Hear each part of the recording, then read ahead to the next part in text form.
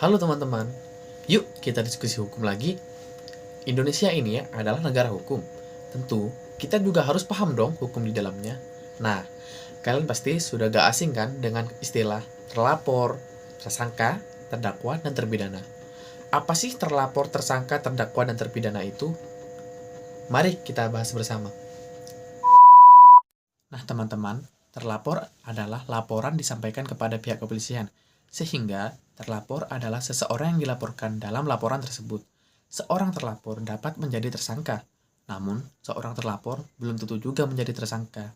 Sedangkan tersangka sendiri adalah berdasarkan pasal 1 Butir 14 KUHP, tersangka adalah seseorang yang karena perbuatannya atau keadaannya berdasarkan bukti permulaan patut diduga sebagai pelaku tindak pidana. Penetapan tersangka dilakukan setelah melalui tahap penyelidikan, lalu ditemukan bukti permasalahan yang mengindikasikan suatu tindak pidana, yang selanjutnya akan dilakukan penyidikan. Untuk menetapkan seseorang menjadi tersangka, setidaknya harus memenuhi minimal 2 alat bukti. Adapun alat bukti tersebut diatur dalam pasal 184 KUHP berupa keterangan saksi, keterangan ahli, surat, petunjuk, dan keterangan terdakwa. Saat seseorang dinyatakan sebagai tersangka, berarti telah ada sebuah bukti permulaan bahwa seseorang tersebut patut diduga sebagai pelaku tindak pidana. Apa sih itu terdakwa? Dijelaskan dalam pasal 1 Butir 15 KUHP, terdakwa adalah seorang tersangka yang dituntut, diperiksa, dan diadili di sidang pengadilan. Seorang tersangka dapat ditetapkan menjadi terdakwa berdasarkan bukti yang cukup.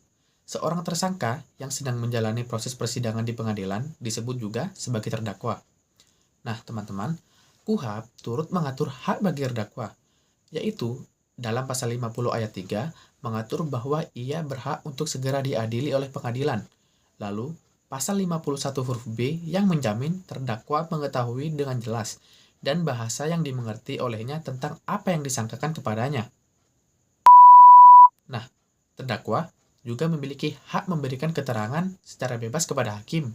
KUHP juga menjamin hak mendapatkan bantuan hukum dan memilih sendiri penasihat hukum bagi terdakwa itu sendiri.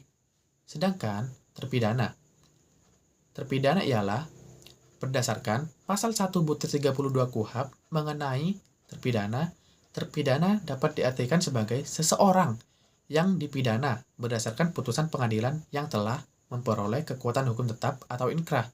Nah, teman-teman, apa sih putusan yang disebut inkrah itu? Putusan inkrah adalah putusan pengadilan yang sudah berkekuatan hukum tetap. Artinya, tidak ada lagi nih di dalamnya upaya hukum, yaitu maupun banding, kasasi yang bisa diajukan atau sudah melewati batas waktu yang ditentukan.